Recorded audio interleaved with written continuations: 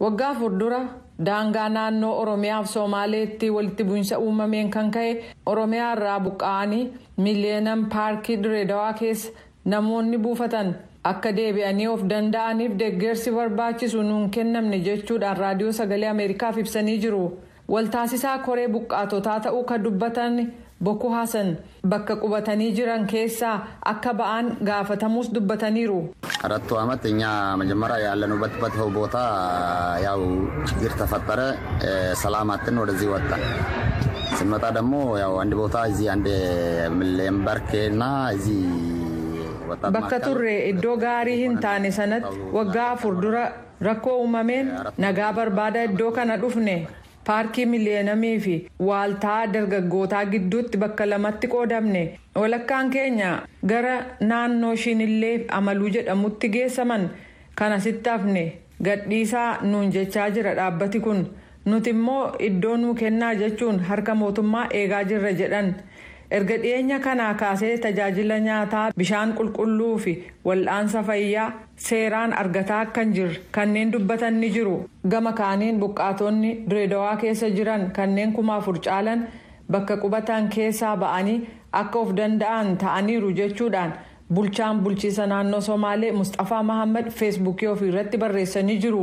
Paarkii Millenniumii Dirreedawaa keessa buufatee yeroo jirutti barnoota yuunivarsiitii xumuree eebbifamuusaa kan ibse Eliyaas Geetu mootummaan isa dabalatee abbaa warraa 527f bakka Jeendii jedhamu lafa akka kenneef dubbata.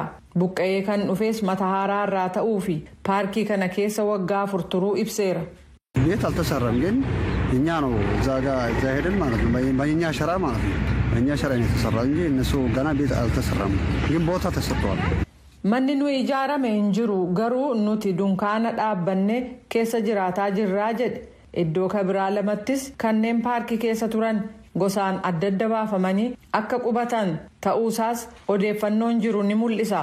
Ta'us garuu ammayyuu abbaa warraa 100 caalaan paarkii Millenniumii kan Dirreedawaa keessa kan jiran yoo ta'u warri kaan iddoo biraa eegaggeessamanii as nyaati bishaaniif tajaajilli fayyaa hanqachuusaa dubbatu. Oromiyaa keessaa buqqa'anii Dirreedawaa keessa kanneen buufatan iddoo duriitti deebi'uu kan hin barbaanne ta'uu waltaasisaan koree buqqaatotaa obbo Bakkur Hasan dubbatanii jiru.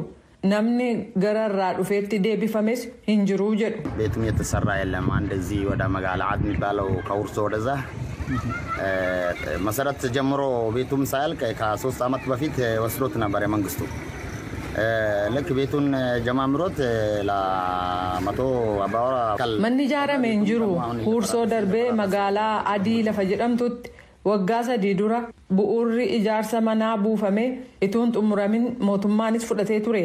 Abbaa warraa 100f mana ijaaruu jalqabanii ituun xumuramin gidduutti dhaabate inni jalqabames diigamee hojiin ala ta'eera jedhu. Buqqaatota Dirreedawaa keessa jiran waliigalaan lakkoofsi isaanii 4,100 akka ta'u aangawoonni bulchiisa naannoo Somaalee ni dubbatu. Kanaan alatti magaalaa Baabbillee darbee kan argamtu bakka da'annaa Qoloojii keessa abbaa warraa 16,000 buqqaanii akka jiran ibsamee jira. Isaan kana akka of danda'an gochuuf maaltu ta'e deebiin argames kanneen Dirreedawaa keessa jiran 4,000 dabalatee waliigalaan baqattoota 12,000 bakka qubatanii ba'anii akka of danda'an ta'uusaa bulchiisa naannoo Somaaleetti ittaanaatti gaafatamaa koomishina hojii ittisa balaa fi yaaddoo obbo Abdul Fattah Mohammad Abdii ibsaniiru. Waggaa kana keessa miseensota maatii 12,000 akka qaban abbaa warraa 2,445 deebisanii dhaabuuf karoorfamuusaa dubbatanii kunis attamitti akka ta'u innaa ibsan. መንግስት ማሰውት የተለያየ ቦታ ሪሎኬት ለማድረግ ነው ያስበን የሆነ ዶክመንት ያለ እቅድ አለ ያ እቅድ ዱራብል ሶሉሽን ምን ኦፕሽን ባል እቅድ አለ mootummaan iddoo adda addaatti qoodee deebisee dhaabuu yaadee jira. Karoorri jiru furmaata waariinsa qabu argamsiisuu ka jedhu tokkummaan mootummootaa fi mootummaan Itoophiyaa kan irratti waliigalanidha. Isa eegaa turre torban darbee koorporeeshinii misooma biyya Switzerland irraa itti gaafatamaan dhufanii akka karoora kaa'ameetti deeggarsa akka taasisan ibsan. Deeggarsi kennamu kunis hanga abbaa warraa 2,000 kan ta'u buqqaatota waggaa 5ffaa qabatan kan deebisanii dhaabuuf kadadhabameef rakkoon kun kan isaan mudate waggaa 3 dura yeroo bulchiisa duraanii waan ta'eef kanneen caama lolaa bishaaniin rakkoo adda addaan buqqaan hedduu waan ta'aniif bulchiinsi waggaa 3 as haaraa dhufeef rakkisaa ta'uu obbo Abdul Fattaa dubbataniiru. Waggootii dhufan 3 keessatti guutummaatti akka of danda'an gochuuf karoorri akka jirus ibsanii jiran. Manneen ijaaruu jalqabamanii karaatti hafan kun akkuma jijjiiramni biyyattii keessatti argameen jalqabaman iddoo tokkotti manneen 100 iddoo kabiraa lamatti immoo manneen 200 ijaaruuf ture karoorri jedhan. Rakkoo kontiraataa fi gatii meeshaalee barbaachisanii qaala'uun rakkoo godinaalee fi aanaa gidduu tureen lafarra harkifate. Amma garuu maallaqa barbaanne itti fufnaa jedhan.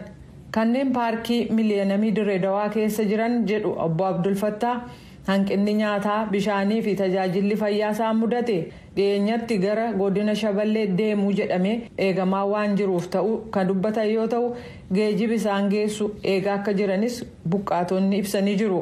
Walitti bu'iinsa waggaa 4 dura uumameen Cinaaksan keessaa kanneen buqqa'an naannoo Jijjigaa kanneen turan 3,600 iddoo duraanitti deebi'uun ibsameera. Walitti bu'iinsa waggaa 4 dura tureen Oromiyaa irraa kanneen buqqa'an miliyoona 1 yoo ta'an bulchiisa Somaalee irraa immoo 660,000 turan. Bulchiisi naannoo Oromiyaa magaalaalee adda addaa keessatti kan qubsiise yoo ta'u bulchiisi naannoo Somaalee garuu kana gochuu dadhabuusaa ibsee jira jechuudhaan Addis Chakkol Dirree Dawaa irraa gabaaseera.